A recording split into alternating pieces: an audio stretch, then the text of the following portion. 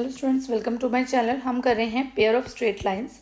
इसमें आज हम क्या करने वाले हैं, bisector of angle between pair of lines through the origin. Bisectors of angles between pair of lines through the origin. देखिए, ओरिजिन में से ये दो लाइंस पास कर रही हैं। इसका एक बाइसेक्टर ये है, एक इसका एक्सटर्नल बाइसेक्टर हो गया, और ये जो बाइसेक्टर्स की ज्वाइंट इक्वेशन है वो हम फाइंड आउट करने वाले हैं। ठीक है, find the equation of the straight lines bisecting the angle between the straight lines. This आपको ये एक इक्वेशन गिवन है। ये इक्वेशन किसकी है? This is the joint equation of two lines. ठीक है, अब हम उसके बाइसेक्टर्स ड्रॉ करेंगे और फिर पहले हम इसको ड्रॉ करके दिखाती हूँ आपको कैसे किस चीज़ की इक्वेशन हमने फाइंड आउट करनी है। ये हमारे एक्सिस हो गए, तो इसको हम दे देते हैं this is Y axis and this is X axis. तो यहाँ पे एक पॉइंट है एक्स। तो यहाँ पे देखिए, हमें ये दो लाइंस की इक्वेशन गिवन है। एक ये लाइन हो गई हमारे पास और एक लाइन हमने ड्रॉ कर ली ये वाली। ये दो लाइंस की इक्वेशन हमारे पास है। दिस इज, इसको हम दे देते हैं O A and this is O B. हमने क्या करना है, इनका बाइसेक्टर ड्रॉ किया। एक हमने यहाँ से ये एक बाइसेक्टर ड्रॉ कर लिया ये वाला, और एक बाइसेक्टर हमने ये एक्सटर्नल बाइसेक्टर ड्रॉ कर लिया। This is internal bisector and this is the external bisector. हमें इसकी ये जो ओ सी और ओ डी हमने ज्वाइन कर ली, ओ सी और ओ डी, इनकी जो ज्वाइंट इक्वेशन होगी वो हमने फाइंड आउट करनी है। ठीक है, तो इनकी पेयर में इक्वेशन फाइंड आउट करनी है। क्लियर हो गया कि हमें बाइसेक्टर्स की इक्वेशन फाइंड आउट करनी है। तो गिवन क्या है, हमें ज्वाइंट इक्वेशन गिवन है ये वाली। ठीक है, let A X square plus 2hxy plus by square is equal to 0 represents, ये जो दो लाइंस को रिप्रेजेंट करती है वो लाइंस की इक्वेशन हम ले लेते हैं y is equal to m1x and y is equal to m2x। ठीक है, ये हमने ले ली, और हम एक चीज़ एज्यूम करके चलते हैं कि ये जो ओ ए के साथ एंगल बन रहा है दैट इज़ θ1, और जो ये ओ बी के साथ एंगल बन रहा है दैट इज़ θ2। ठीक है, हम ये दो एंगल्स ले लेते हैं। तो m1 क्या है हमारे पास, यहाँ पे m1 स्लोप है, और स्लोप होती किसके इक्वल है? स्लोप टेंजेंट θ1 के इक्वल होगी। ठीक है, वैसे ही m2 क्या है, m2 भी स्लोप है, तो वो स्लोप क्या होगी? टेंजेंट θ2। देखिए, किसी भी लाइन की अगर हम स्लोप की बात करते हैं तो वो किसके इक्वल होती है? टेंजेंट और थीटा, टेंजेंट थीटा के इक्वल होती है। यहाँ पे हमने थीटा कितना लिया? θ1 लिया। और इस लाइन की इक्वेशन, ये y is equal to m1x वाली लाइन है, यहाँ पे स्लोप कितनी है? m1, और m1 किसके इक्वल होगा? टेंजेंट θ1 के, और m2 किसके इक्वल होगा? टेंजेंट θ2 के।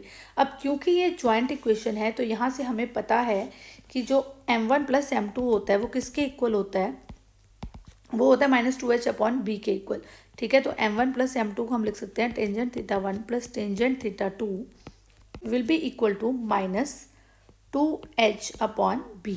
इसको हम नंबर 1 दे देते हैं।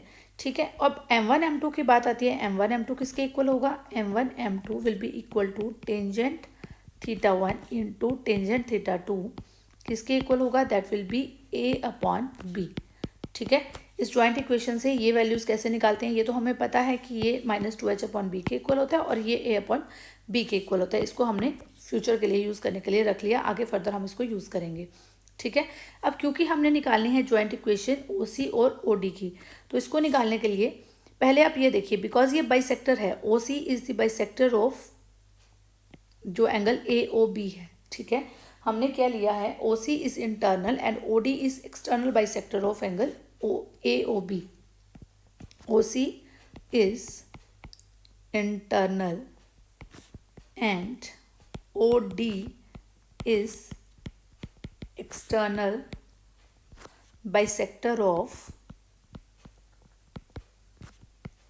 angle AOB. अब क्योंकि OC एक बाइसेक्टर है तो हमारे पास क्या होगा? AOC और COB इक्वल आ जाएंगे। ठीक है, बिकॉज ये बाइसेक्ट कर रहा है, therefore angle AOC will be equal to angle COB। ठीक है, अब AOC किसके इक्वल होगा? यहाँ से देखिए डायग्राम से, AOC ये पूरा जो XOC है, अगर इसमें से मैं ये इतने वाला एंगल माइनस कर दूँ तो मेरे पास इतना एंगल आ जाएगा।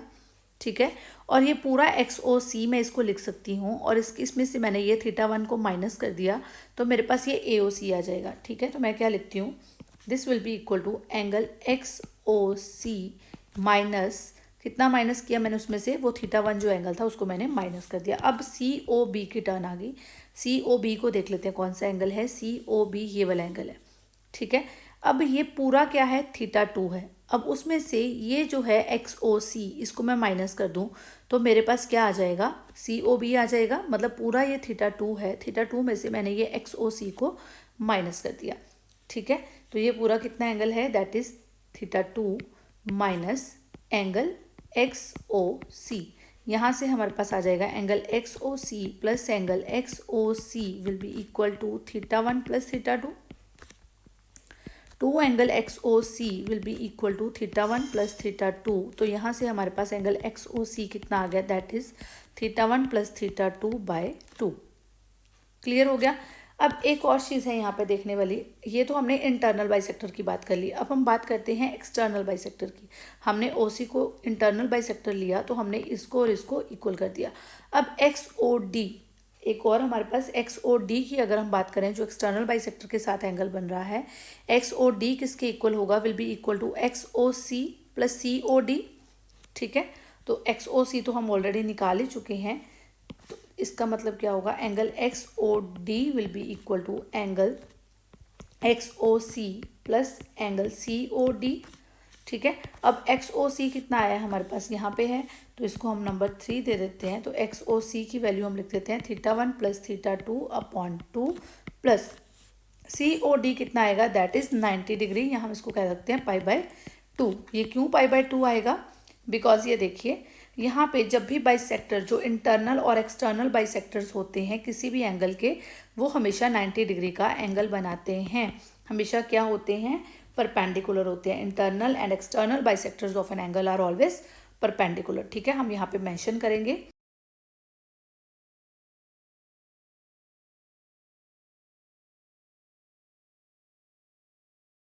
क्लियर हो गया। तो यहाँ से हमें पता चल गया कि ये एंगल सी ओ डी जो है वो कितना आ गया, पाई बाय 2 आ गया। तो angle X O D will be equal to, जो 2 है हम कॉमन रख लेते हैं, 1/2।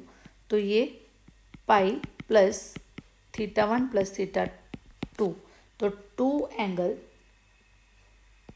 X O D will be equal to pi plus theta 1 plus theta 2।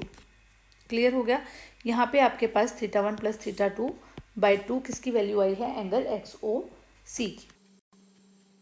ठीक है, अब आप देखिए, अगर मैं बात करूँ थीटा की, अगर मैं बात करूँ थीटा की, थीटा क्या है, मैं मान लो कि एक एंगल लेती हूँ थीटा, जो कि या तो इंटरनल बाइसेक्टर बना रहा है और या फिर एक्सटर्नल बाइसेक्टर जो है वो थीटा एंगल बना रहा है। मैं ये ज्यूम करके चलती हूँ, let theta is the angle,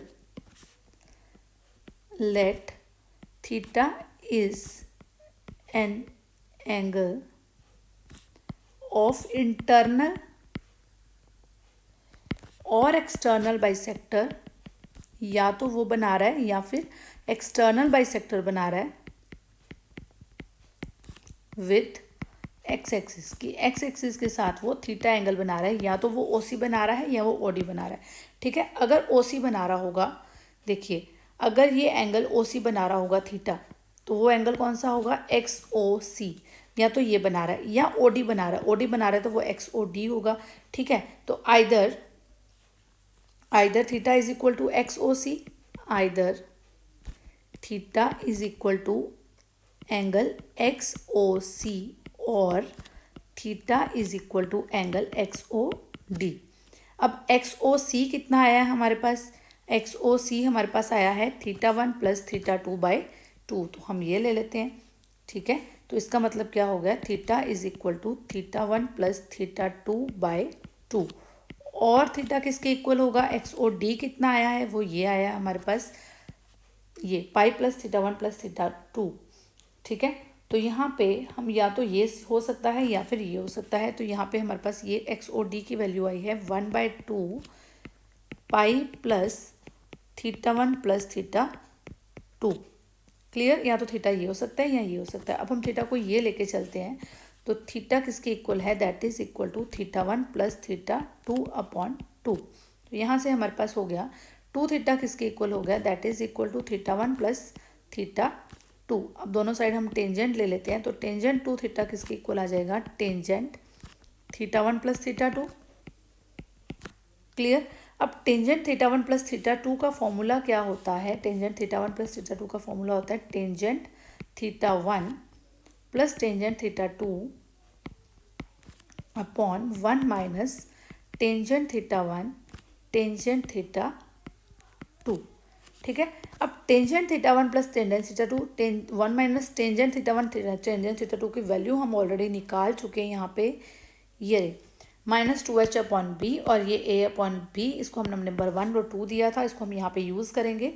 तो यहाँ पे हमारी वैल्यू क्या आ जाएगी? Tangent theta one plus tangent theta to था हमारे पास -2h अपॉन बी और इसकी वैल्यू थी 1 माइनस a अपॉन बी। ठीक है, तो यहाँ पे हम मेंशन कर देंगे फ्रॉम फर्स्ट एंड सेकंड। अब टेंजेंट 2 थीटा किसके इक्वल होता है? टेंजेंट 2 थीटा हमारे पास होता है 2 tangent theta upon 1 minus tangent square theta. ठीक है, 2 tangent theta upon 1 minus tangent square theta. अब देखिए हमने इक्वेशन ली थी y is equal to m1x, y is equal to m1x। ठीक है, अब m यहाँ पे क्या होता है? y is equal to mx होता है ना। m यहाँ पे क्या होता है? स्लोप होती है। m यहाँ पे क्या होता है? स्लोप होती है वो लाइन की। किस लाइन की स्लोप है? इस OC लाइन की स्लोप है। m1 नहीं लेंगे हम, m लेंगे वहाँ पे। हम ये OC लाइन को देख रहे हैं। ठीक है, तो हम यहाँ पे एंगल ले रहे हैं थीटा, तो यहाँ पे टेंजेंट थीटा की वैल्यू क्या आ जाएगी फिर? y is equal to mx है ना इसकी लाइन, बिकॉज ये ओरिजिन में से पास कर रही है। ठीक है, क्योंकि ये ओरिजिन में से पास कर रही है तो इसकी लाइन की इक्वेशन हम ले लेते हैं y is equal to mx। तो यहाँ से m की वैल्यू क्या आ गई? That will be y upon x। ठीक है, और m है क्या यहाँ पे? Tangent theta, that is equal to y upon x।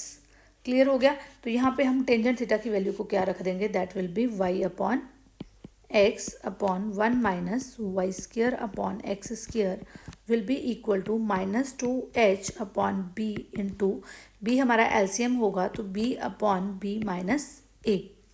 Clear?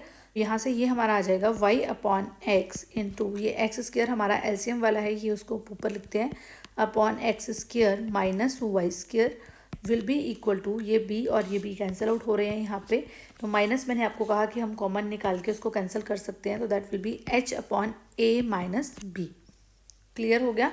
यहाँ पे अगर मैं